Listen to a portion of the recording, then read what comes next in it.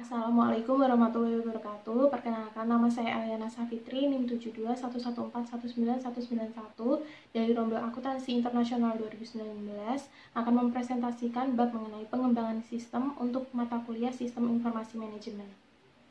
Pendekatan sistem. Pendekatan sistem atau system approach adalah serangkaian langkah-langkah pemecahan masalah yang memastikan bahwa suatu masalah telah dipahami, solusi-solusi alternatif telah dipertimbangkan, dan bahwa solusi yang dipilih berhasil.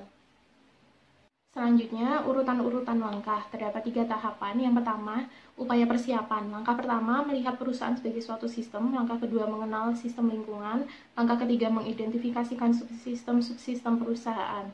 Tahapan yang kedua, upaya definisi. Langkah yang keempat, melanjutkan dari tingkat sistem ke tingkat subsistem. Yang kelima, menganalisis bagian-bagian sistem dalam suatu urutan-urutan tertentu. Tahapan yang ketiga, upaya solusi. Langkah keenam, mengidentifikasikan solusi-solusi alternatif. Langkah ketujuh, mengevaluasi solusi-solusi alternatif.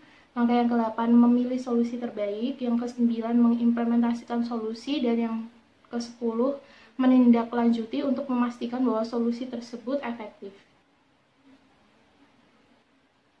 Kemudian selanjutnya, siklus hidup pengembangan sistem atau System Development Life Cycle atau SDLC adalah aplikasi dari pendekatan sistem bagi pengembangan suatu sistem informasi. Yang pertama ada SDLC tradisional. Tidak dibutuhkan waktu lama bagi seorang pengembang sistem yang pertama untuk mengetahui bahwa terdapat beberapa tahapan pekerjaan pengembangan yang perlu dilakukan dalam urutan-urutan tertentu jika suatu proyek ingin memiliki kemungkinan berhasil yang paling besar.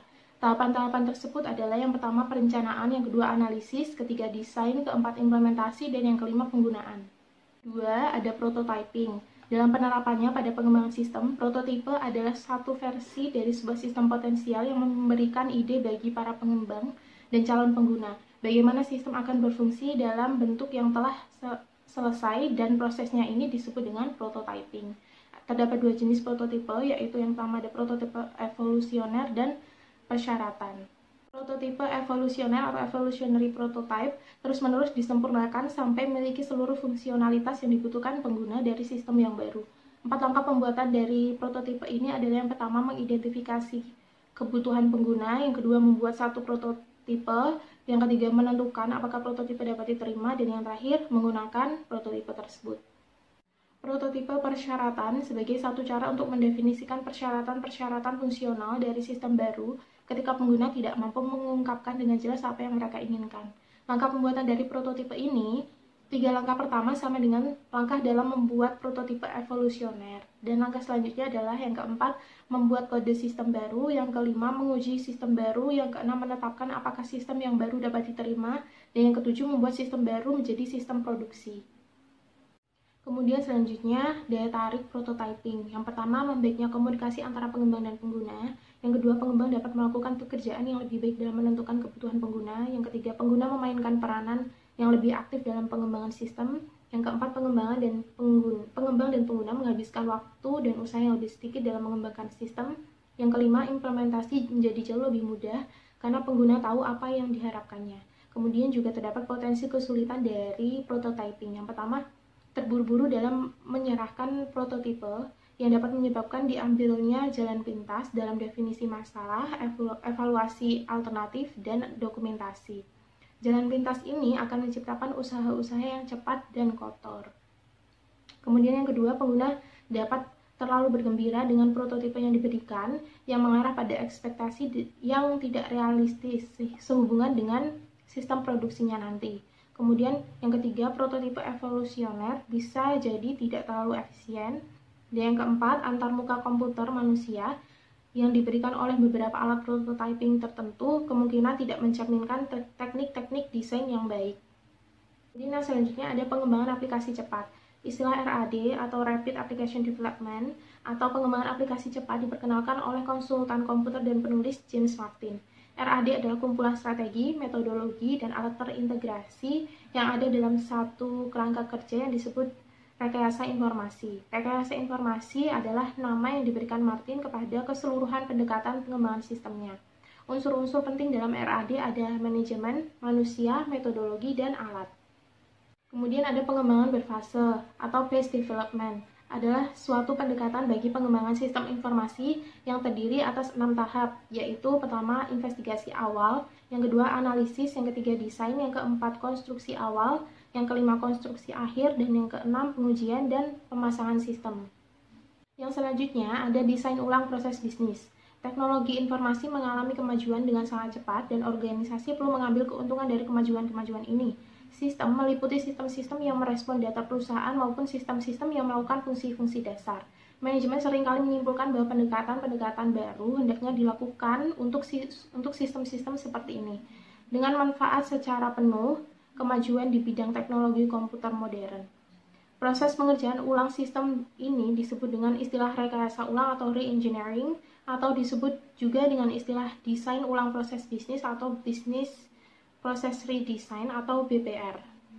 Dalam BPR itu dilakukan beberapa tahap. Yang pertama, inisiasi strategis proyek-proyek BPR, yang kedua rekayasa terbalik, yang ketiga rekayasa ulang, yang keempat pemilihan komponen-komponen BPR.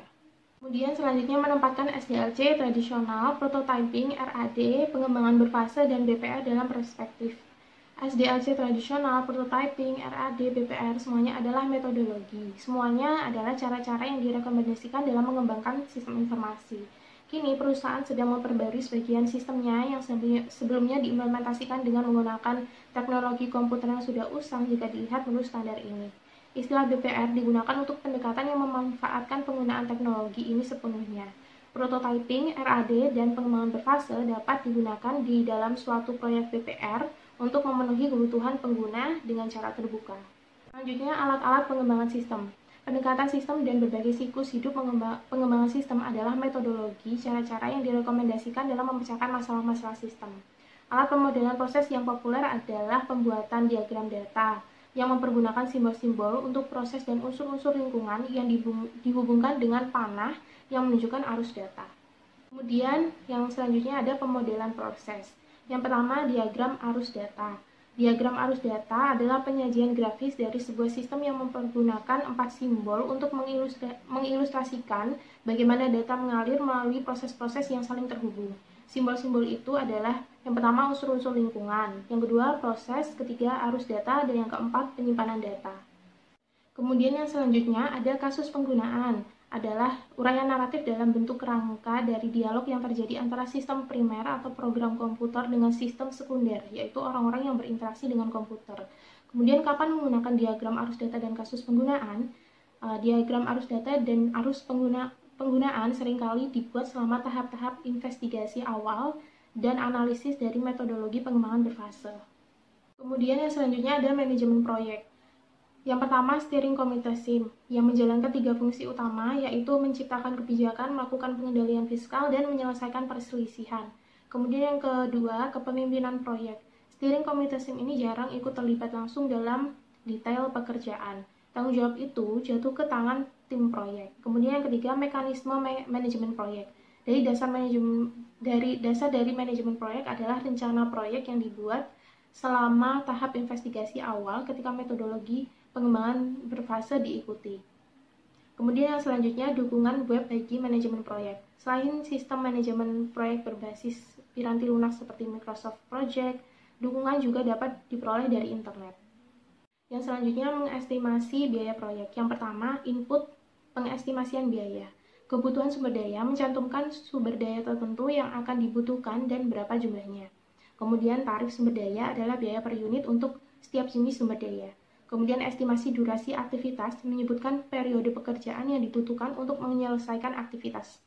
Kemudian informasi historis terdiri atas file-file dari data proyek masa lalu, basis data pengestimasian biaya komersial, dan pengetahuan tim proyek. Kemudian yang kedua ada alat-alat dan teknik estimasi biaya. Estimasi analogis menggunakan biaya aktual proyek-proyek serupa yang telah dilakukan di masa lalu sebagai dasar untuk memproyeksikan biaya dari proyek yang sedang dipertimbangkan. Kemudian yang selanjutnya, output pengestimasian biaya. Estimasi biaya dibuat untuk seluruh sumber daya yang dibebankan ke proyek dan biasanya dinyatakan dalam unit-unit keuangan yang berlaku seperti dolar atau euro.